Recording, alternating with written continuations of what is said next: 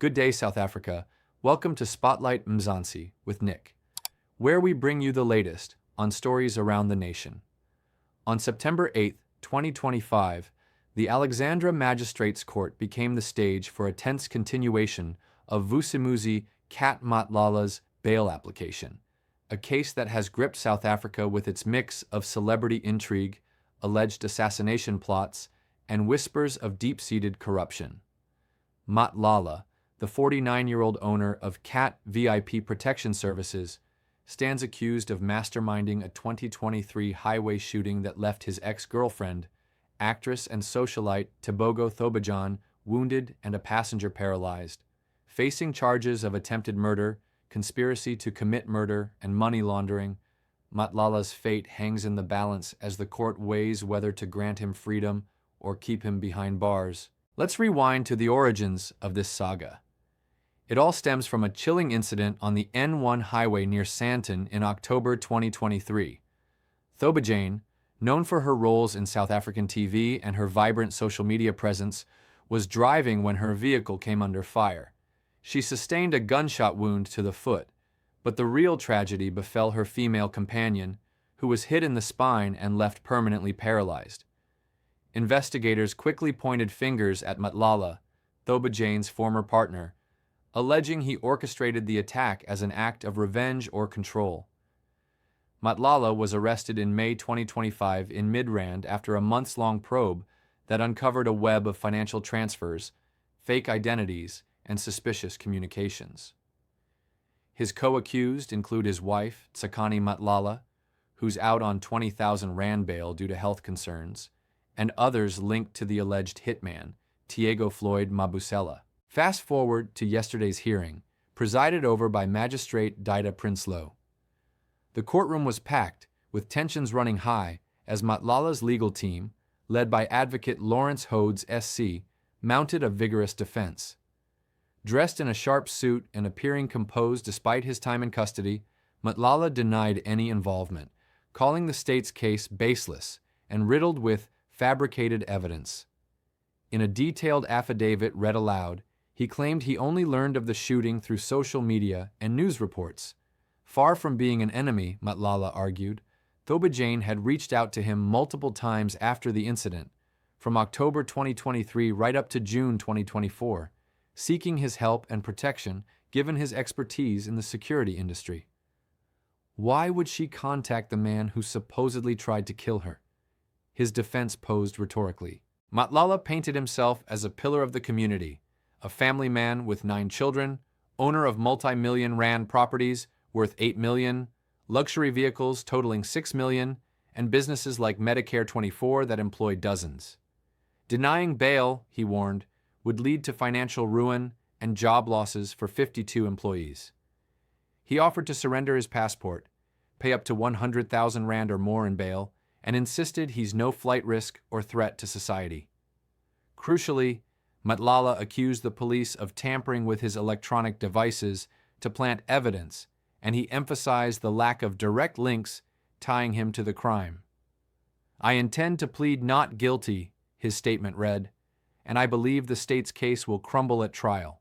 But the prosecution, represented by advocate Elise Leroux, wasn't buying it.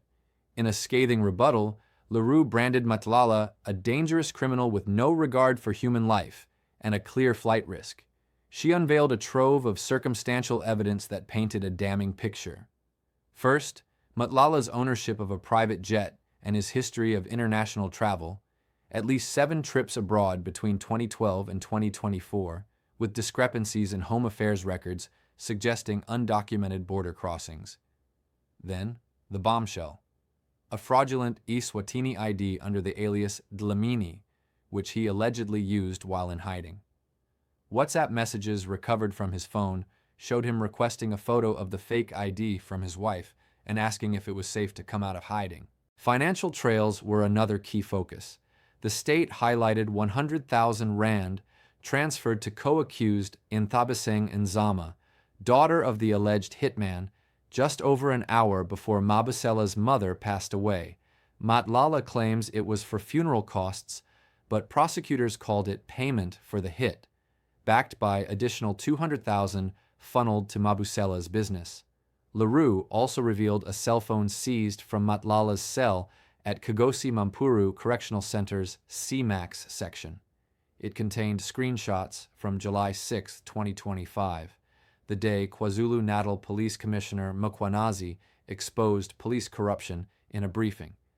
Multiple missed calls from Brown Mogatsi, an associate of suspended Police Minister Senzo Mchunu, raised eyebrows about Matlala's connections to high-level graft. Matlala's rap sheet didn't help.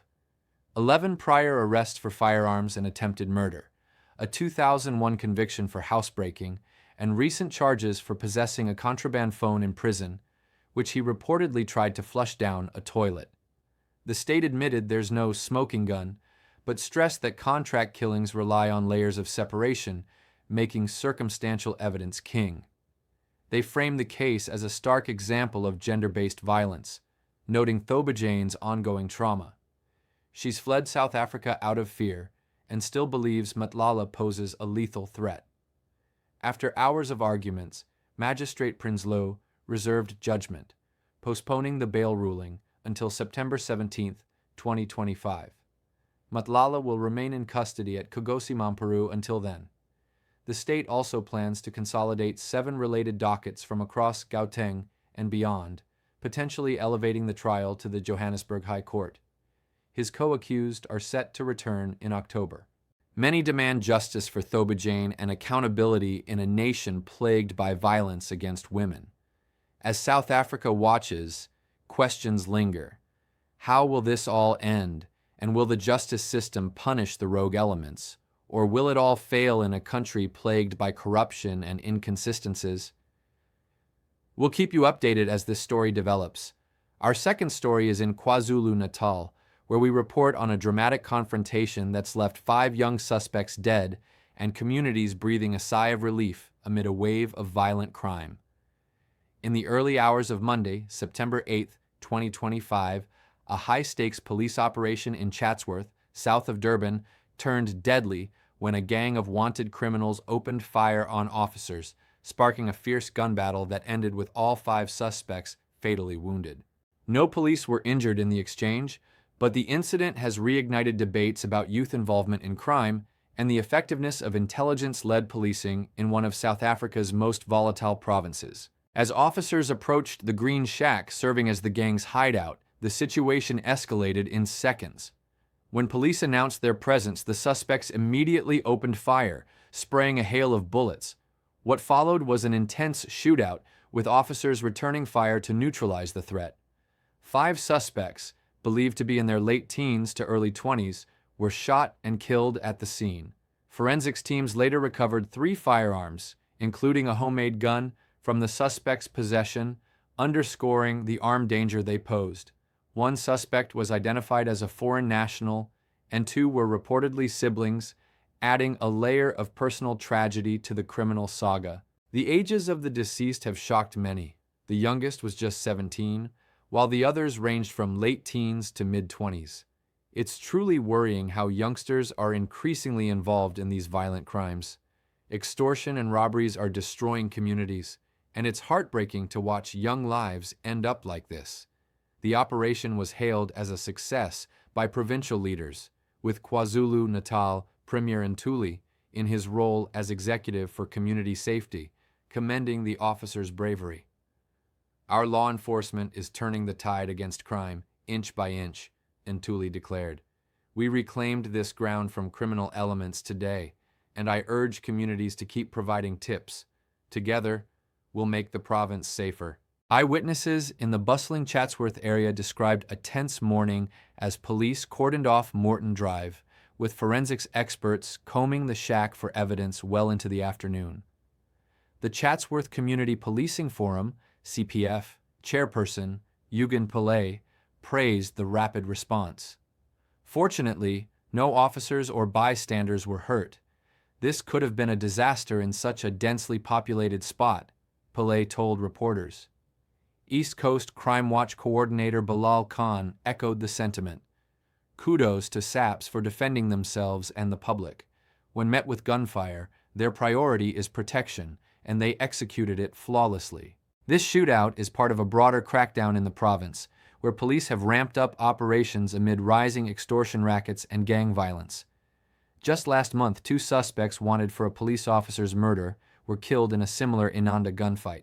In August alone, over 13,500 arrests were made province-wide, with dozens of firearms seized.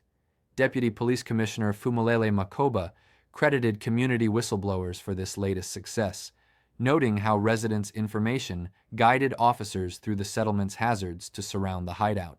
Public reaction has been mixed. On social media, many South Africans applauded the police action, with comments like, "Finally, some justice for the victims, flooding timelines." Others lamented the loss of young lives, questioning systemic issues like poverty and unemployment driving teens into gangs. "A 17-year-old with a gun? Where are the parents, the opportunities?" one user posted. Rights groups have called for investigations into all police shootings to ensure accountability, though officials maintain the force was justified as self-defense.